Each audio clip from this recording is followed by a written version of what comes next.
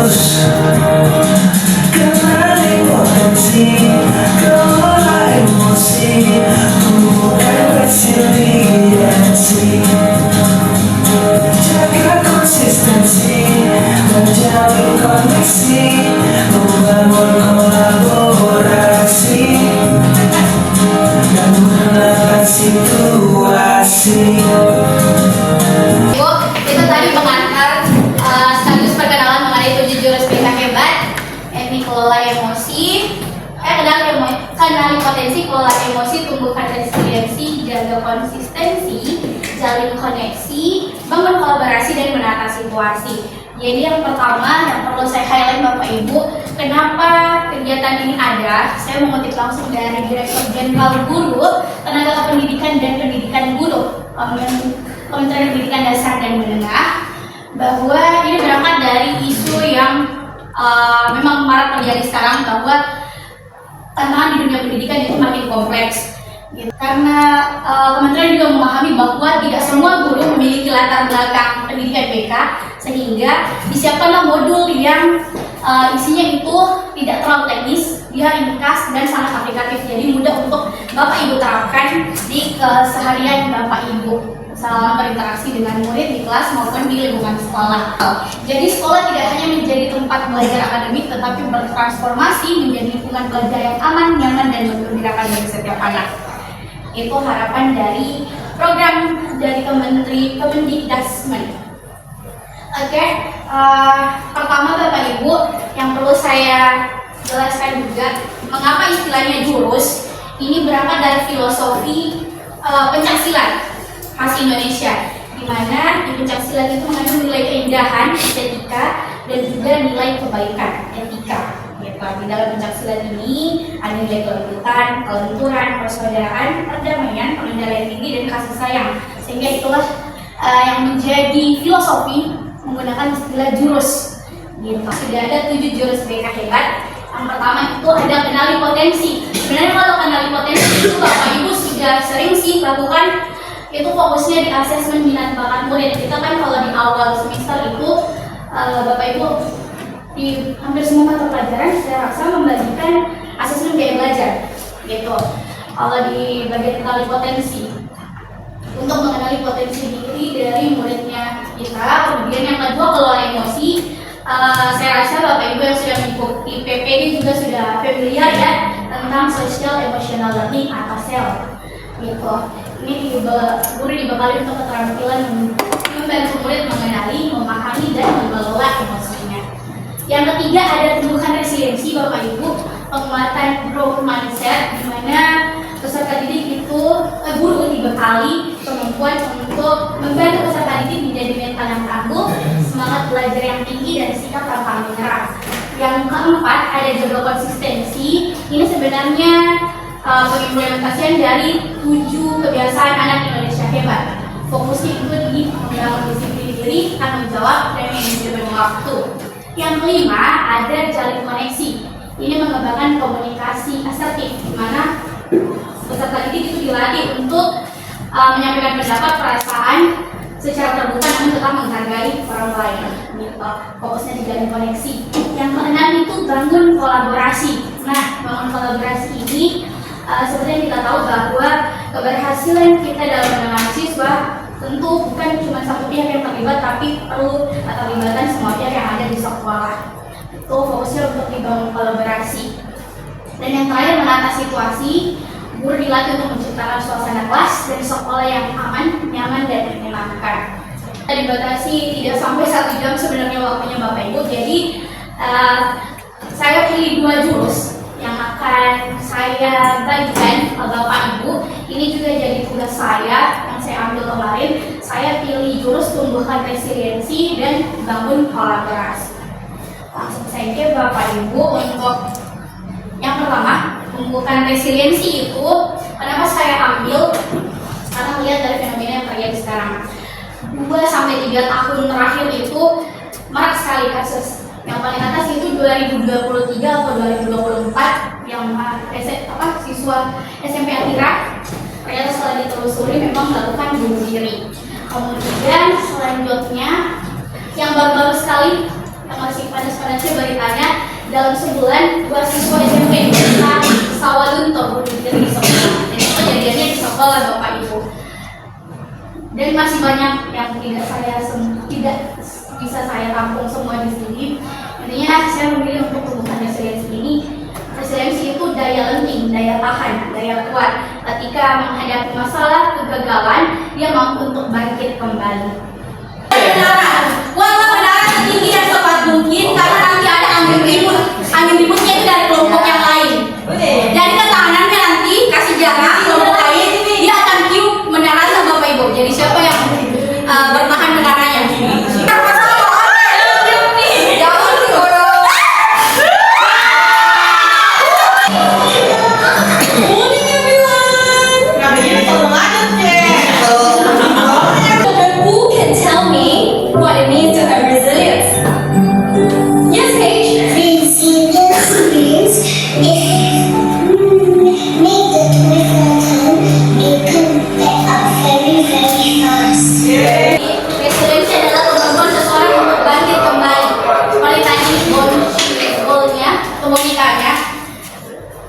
Ketika dibangkit dapat pulih dari kesulitan, stres atau trauma yang dialami dalam hidup. Next, fokusnya Bapak Ibu di sini sebenarnya adalah growth mindset atau pola pikir bertumbuh.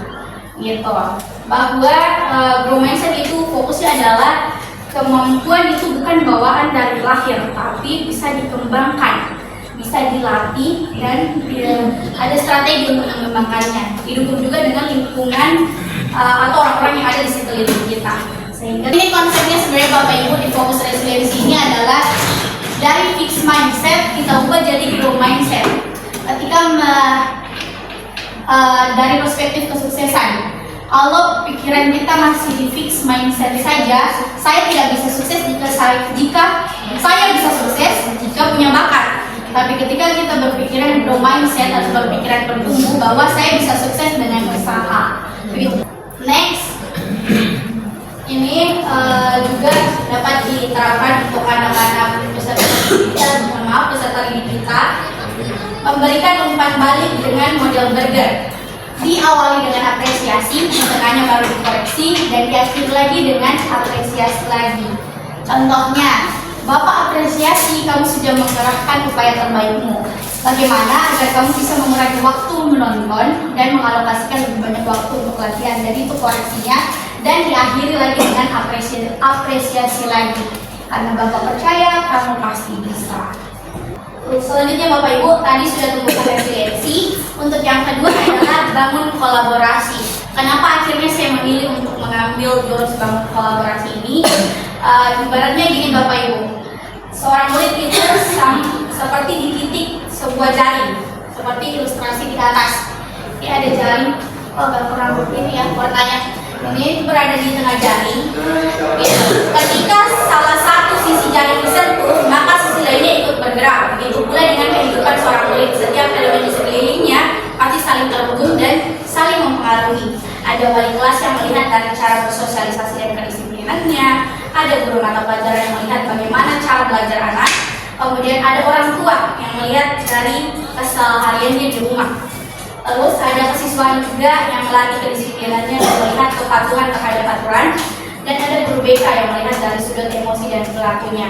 Semua itu membentuk satu rangkaian yang saling mempengaruhi. Jadi ketika satu elemen bekerja sendiri, tentunya jaring bisa rapuh. Namun ketika semua unsur bergerak bersama, maka murid berada dalam jaring yang kuat, aman, dan menumbuhkan ke arah yang positif. Intinya adalah untuk tumbuh kembang yang optimal pada peserta didik kita, perlu peran kita semua, bukan hanya wali kelas, bukan hanya guru BK, tapi semua stakeholder, semua yang ada di dalam lingkungan sekolah punya peran masing-masing.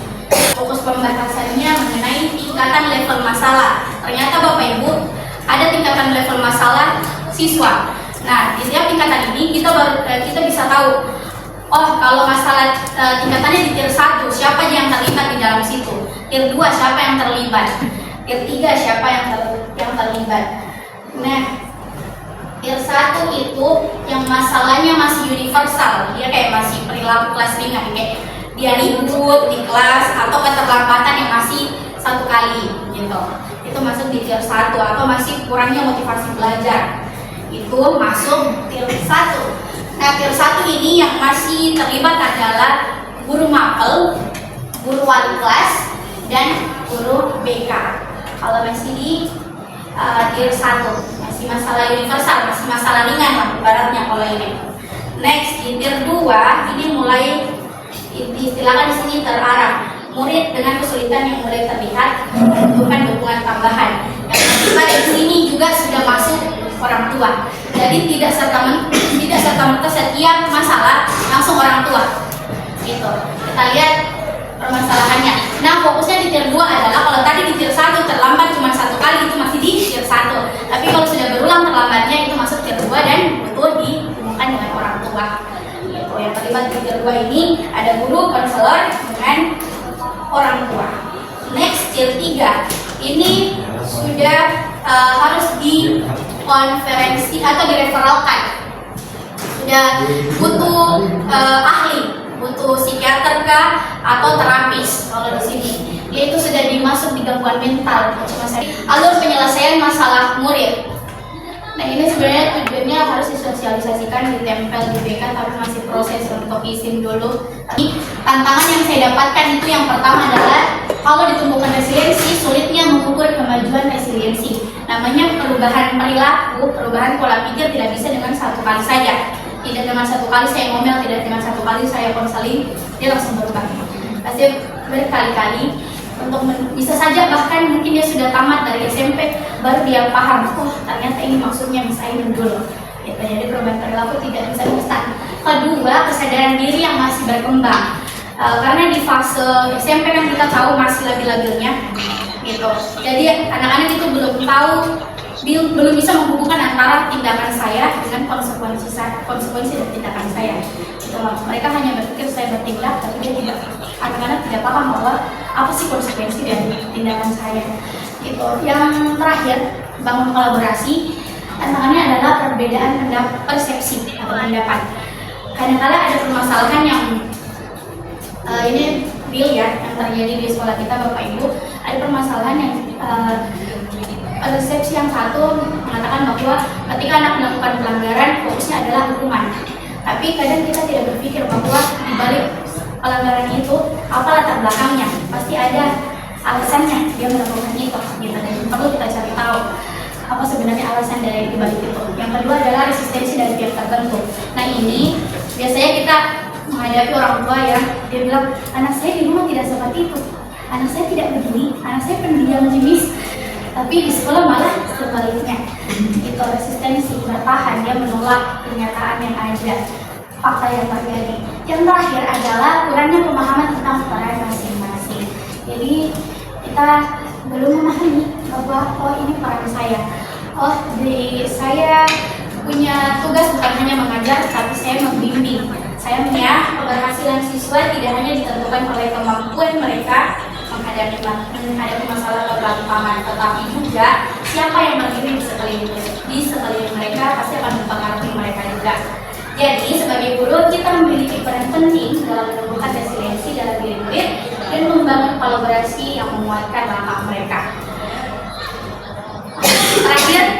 Terima kasih Bapak Ibu sudah berpartisipasi.